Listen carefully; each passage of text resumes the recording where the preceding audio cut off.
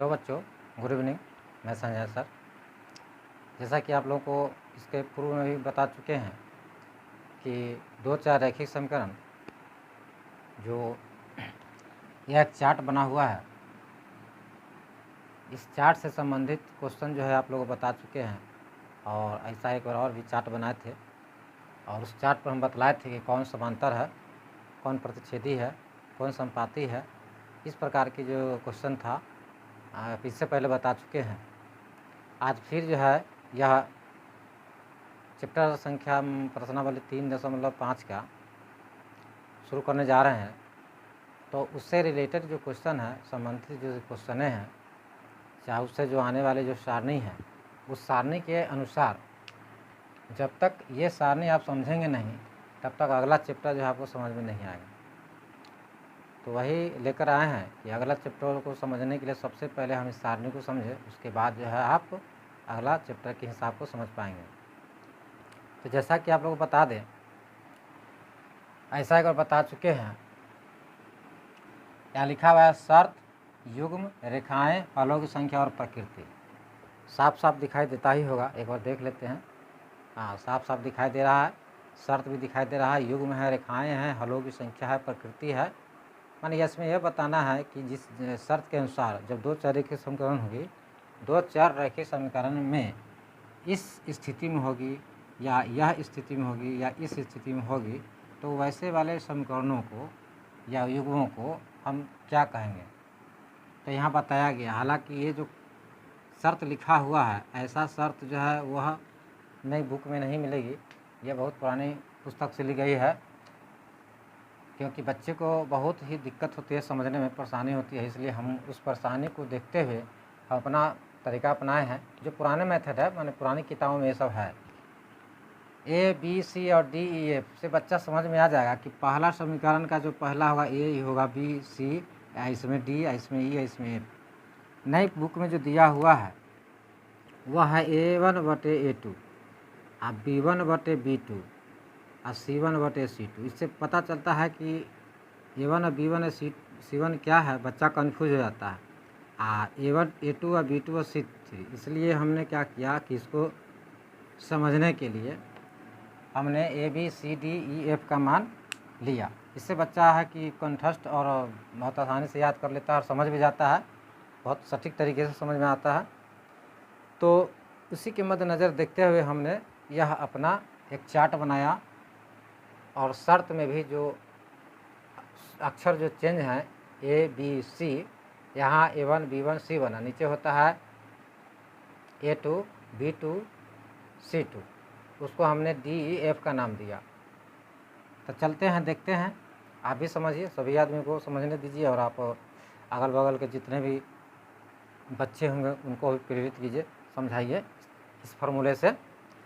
तो देखते हैं, यहाँ जैसा लिखा हुआ है कि 2x + 3y - 4 = 0, x - 2y + 3 = 0। तो आपको यह बताना है कि यह जो समीकरण है यह किस टाइप का समीकरण है, आश्रित युग्म है या विरोधी युग्म है या अविरोधी युग्म है। इसके बारे में भी चर्चा करेंगे कि x + 3y = 5 और 2x + 6y = 7। यह जो है समीकरण, यह किस नियम को फॉलो करता है, यह कौन सा युग्म है, आश्रित है कि विरोधी है या अविरोधी है। इसके बारे में भी वैसा ही चर्चा करेंगे और देखेंगे, पता लगाएंगे कि कौन सा युग्म है। युग्म के साथ साथ हमको ये भी देखना है कि कौन संपाती है, कौन समानांतर है, कौन प्रतिच्छेदी है, कौन किसकी हलों की संख्या अनगिनत होगी, कोई हल नहीं होगी या केवल हल होगी। प्रकृति बताना है कि संगत होगा कि असंगत होगा कि संगत होगा। तो सबसे पहले यहाँ देखते हैं कि जो इस नियम को फॉलो करेगा तो क्या होगा, वह आश्रित युग्म होगा, संपाती होगा, अनगिनत हल होंगे और संगत होगा। ठीक है। और दूसरा नंबर वाला, ये पहला नंबर हो जाएगा, ये दूसरा नंबर हो जाएगा, ये तीसरा नंबर होगा। दूसरा नंबर वाला जो नियम को फॉलो करेगा, इस नियम पर जो बैठेगा, वह विरोधी युग्म होगा, समांतर होगा, कोई हल नहीं होगा, असंगत होगा। तीसरे नियम का जो यह शर्त जो है, इस शर्त को जो नियम को फॉलो करेगा, इस नियम पर जो आएगा, वह अविरोधी युग्म होगा, प्रतिच्छेदी होगा, केवल एक हल होगा, संगत होगा। सबसे पहले इसको समझ लिए कि जिसकी एक हल हो या अनगिनत हल हो वो संगत ही लिखाएगा। ये तो आपको जान लेना होगा। आपको बता चुके हैं कि जिसके पास कुछ हो, एक हो या दो हो या अनगिनत हो, तो वह संगत होता है। जिसके पास कुछ भी नहीं है, वो कुछ भी नहीं है तो कोई नहीं है, कोई माने असंगत।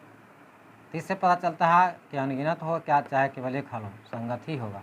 जिसका कोई हल ही नहीं है, कुछ भी नहीं है, तो उसको असंगत कहेंगे, संगत कह ही नहीं सकते हैं। तो यहाँ यह समीकरण, 3 समीकरण हम दे चुके हैं, 1 2 3, 3 युग्म है इसमें। तीनों युग्म के बारे में पता लगाना है कि यह कौन सा युग्म है, कौन आश्रित होगा, कौन विरोधी होगा, कौन अविरोधी होगा। तो सबसे पहले क्वेश्चन नंबर 1 से आते हैं। यहाँ देखते हैं कि आपका जो ए के मान है, घेर के बता रहे थे, ए के मान है सो 2 है, बी के मान 3 है, सी के मान -4 है। फिर यहाँ ए के मान, डी के मान 1 है, 1 छुपा हुआ है, और यहाँ ई का मान -2 है और एफ का मान 3 है। तो आपको इस शर्त पर बैठाना है। किस शर्त पर? ए बटे डी बराबर बी बटे ई बराबर सी बटे एफ। इस पर बैठा के देखिए यह कौन सा नियम को फॉलो करता है। 2/1 बराबर 3/-2 बराबर -4/3। आपको यह बताना है, इसको देख के बताइए कि कौन सा जो अंक है, कौन सा अंक किसके बराबर में है तो ठीक है, नहीं है तो बराबर का चिन्ह काटिए। यह जो अंक है 2/1 3/-2 से बराबर नहीं है तो काट दीजिए, ये भी बराबर नहीं तो काट दीजिए। तो जिसका दोनों बराबर कटा हो, इसके जैसा, उसको हम क्या बोलेंगे? तो स्पष्ट है कि अविरोधी युग्म होगा, प्रतिच्छेदी होगा, केवल एक हल होगा, संगत होगा। तो यहाँ लिखाएगा अविरोधी युग्म प्रतिच्छेदी। पूछा है रेखाओं की स्थिति पूछेगा, रेखाओं की स्थिति क्या है तो प्रतिच्छेदी बोल देना है। युग्म पूछेगा तो अविरोधी युग्म बोल देना है। हलों की संख्या पूछेगा तो बोलना है केवल एक हल होंगे, केवल एक हल। दिखाई दे रहा है कि नहीं? नीचे जरा देख लें, केवल एक हल, प्रतिच्छेदी तक है, केवल एक हल नहीं दिखाई दे रहा। तो चलिए समझ लीजिए कि केवल एक हल होगा। थोड़ा सा नीचे करते हैं, आप लोग देख लीजिए, केवल एक हल होगा। देख लीजिए सबसे नीचे लिखा हुआ केवल एक हल होंगे। ठीक है, आगे बढ़ते हैं, कोशिश करेंगे कि यह अड़ जाना चाहिए। अगला में देखिए, अगला आपको बताना है कि यह कौन सा युग्म है। तो चलिए ए के मान 1, तो a/2 फार्मूला लिखते हैं, a/d बराबर b बटे ई बराबर c बटे एफ। तो c बटे ए पर बैठाते हैं तो a/d बराबर 1/2 बराबर b बटे तो 3/6 बराबर 5/7। वो पार है, इसको ए पार ले आइए, प्लस में है, बराबर में 5 बराबर में 7, इसको ए पार भी ला सकते हैं, माइनस में करके बराबर 0। तो -5 बटे आपका हो गया -7। देख रहे हैं कि 1/2 है, 3/2 ही कर जाएगा। तो 1/2 बराबर 1/2 बराबर हो गया 5/7, माइनस हटा दीजिए। तो देख रहे हैं कि दोनों बराबर है, ये तो बराबर नहीं है। जो दोनों बराबर उसको छोड़ दिया, जो बराबर नहीं उसको काट दीजिए। तो अब देखिए कि ऐसा शर्त आपको किस में है, इसमें देखिए, हाँ 2 नंबर में है। 2 नंबर देखने को मिल रहा है कि आपका a/d बराबर b बटे या बराबर c बटे f नहीं है। मतलब कौन सा युग्म हो गया? विरोधी युग्म। यहाँ लिख सकते हैं विरोधी युग्म, विरोधी युग्म हो गया। और रेखाओं की स्थिति क्या है? तो समांतर है। समांतर रेखा, रेखा 3 प्रकार के, समांतर रेखा, संपाती रेखा, प्रतिच्छेदी रेखा है। और हलों की संख्या पूछ रहा है तो कोई हल नहीं, यहाँ लिखाएगा कोई हल नहीं, कोई हल नहीं। और प्रकृति पूछ रहा है तो असंगत लिख दीजिए। बताइए कहाँ समझ में नहीं आ रहा आप लोगों को? इतना इजी क्वेश्चन है, जो बच्चा इस बात को समझ जाएगा वह 3.5 का जो चैप्टर है बहुत आसानी से बन जाएगा, कोई समस्या नहीं है, बहुत इजी है। अगला देखते हैं, इसमें देखिए यह किस नियम को फॉलो करता है। डायरेक्ट लिखिए 2/4, 1/2, ये हो गया 7/14, माइनस हट जाएगा। फिर 7 दूना 14 कट गया, 2 दूना 4 कट गया। तो 1/2 बराबर 1/2 बराबर 1/2, सब तो 1/2 ही आया। आप देख रहे हैं कि सब तो 1/2 ही आया। इसका मतलब है कौन सा युग्म है? 1 नंबर आश्रित युग्म आ रहा है, सब के सब बराबर है, इसलिए आश्रित युग्म। यहाँ लिखेंगे आश्रित युग्म। देखने को मिल रहा है कि यहाँ सब आश्रित युग्म है। और रेखाएं तो समपाती हो गई, समपाती रेखाएं। पूछेगा हलों की संख्या तो अनगिनत, अनगिनत। प्रकृति हो गया संगत, इस प्रकार से हो गया। तो हम उम्मीद करते हैं कि आप लोगों को समझ में आया ही होगा। ठीक है, आगे बढ़ते हैं। चैप्टर 3.5 का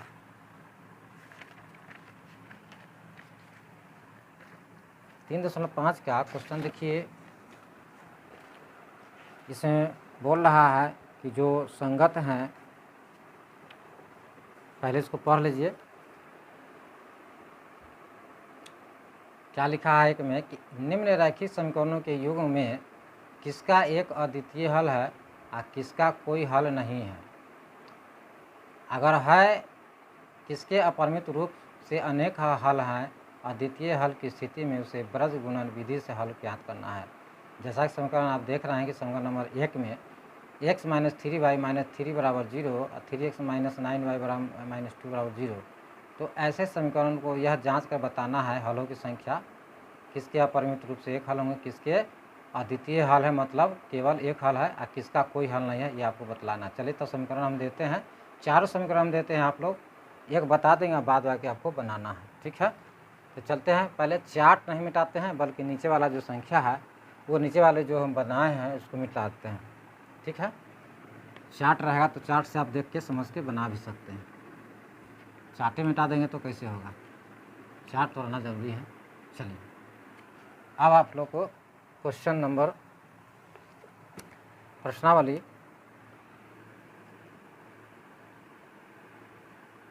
3.5 का इसमें पूछा जा रहा है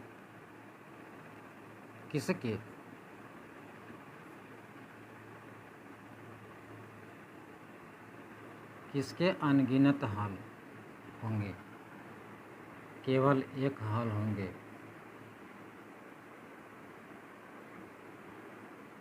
किसके कोई हल नहीं होंगे, कोई हल नहीं होंगे। जिसके केवल एक हल होंगे उसे हमको निकालना है ब्रज गुणन विधि से। तो ब्रज गुणन विधि हम लिख देते हैं। आपको क्या बताना है अगला समीकरण में कि अनगिनत हल किसके होंगे, केवल एक हल किसके होंगे, किसका कोई हल नहीं होगा। जैसा कि आपको बता चुके हैं, अब आपको समीकरण देते हैं, समीकरण को बनाना है और पता करना है कि किसके हल अनगिनत होंगे, किसके हल कोई हल नहीं होगा, किसके केवल एक हल होंगे।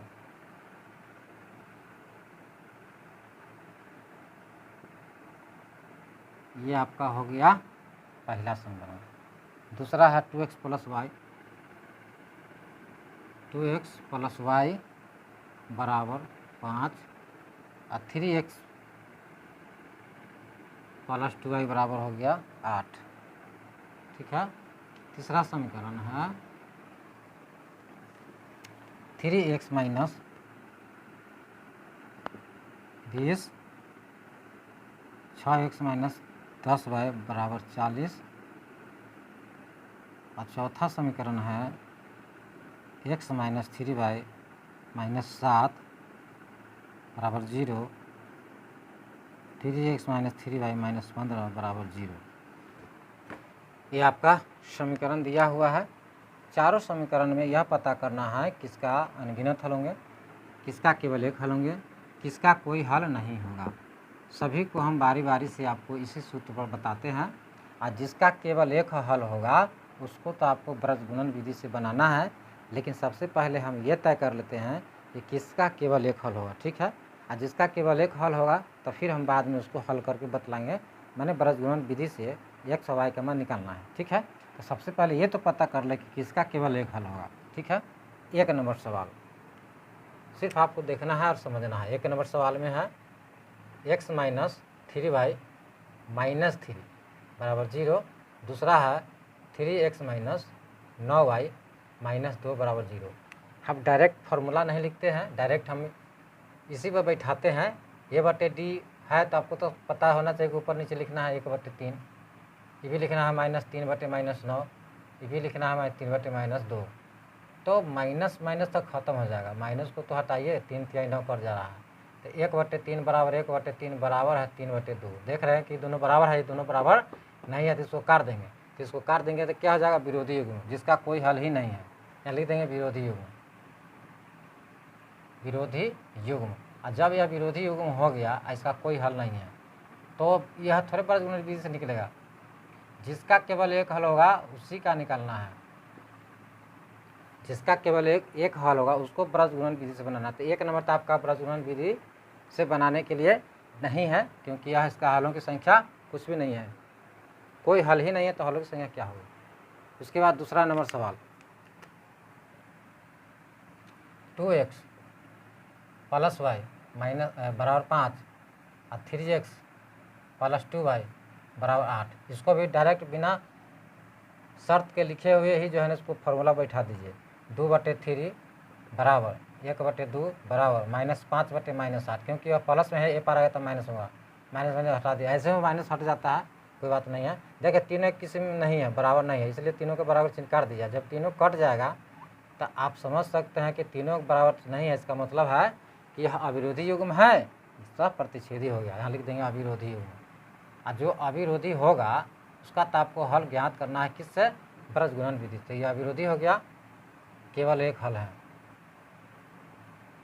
केवल एक हल होंगे, और जिसके केवल एक हल होंगे तो आपको बनाना है बीजगणित विधि से। ठीक है, तो ये पकड़ा गया है आपको। जरा तीसरा भी देख लेते हैं कि इसकी क्या स्थिति है। तीसरा नंबर है 3x - 5y बराबर 20 और 6x - 10y बराबर 40।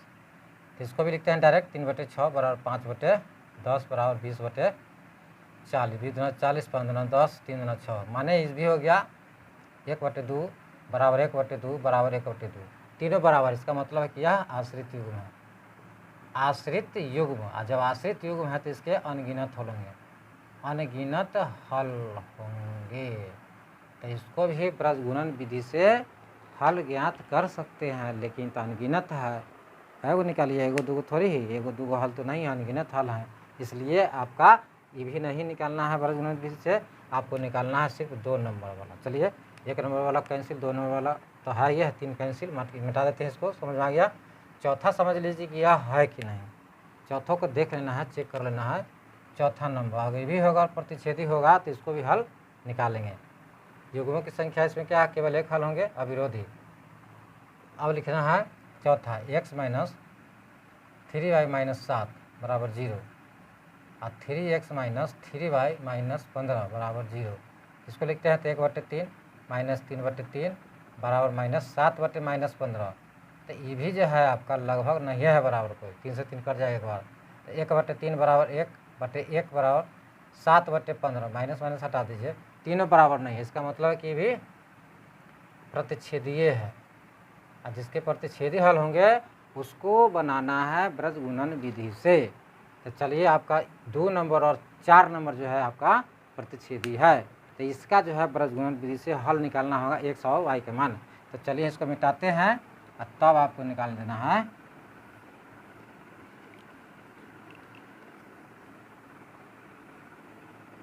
चलिए ये वाली जो है आप लोग उतार लीजिएगा, अगले दिन यह काम आएगा। अगले वीडियो में तो हम ये रखेंगे नहीं, मिटा देंगे, लेकिन आप लोग लिख के रखिए ताकि आपको बनाने में सुविधा हो। चलते हैं और बीजगणित विधि का फॉर्मूला लिखते हैं, इसको मिटा देते हैं। जान ना गया कि 2 और 3 क्या है, प्रतिच्छेदी है। तो चलिए 1 नंबर मिटा देते हैं, 2 नंबर 3 नंबर छोड़ देते हैं बनाने के लिए, सुविधा के लिए। ठीक है, आज इतना ही। अगले वीडियो में मिलते हैं इसी समीकरण को लेकर के। जब यह प्रतिच्छेदी हुआ है तो इसके बीजगणित विधि से हल ज्ञात करनी है, जो कि हम अगले वीडियो में आप लोगों को बताएंगे। तब तक के लिए धन्यवाद।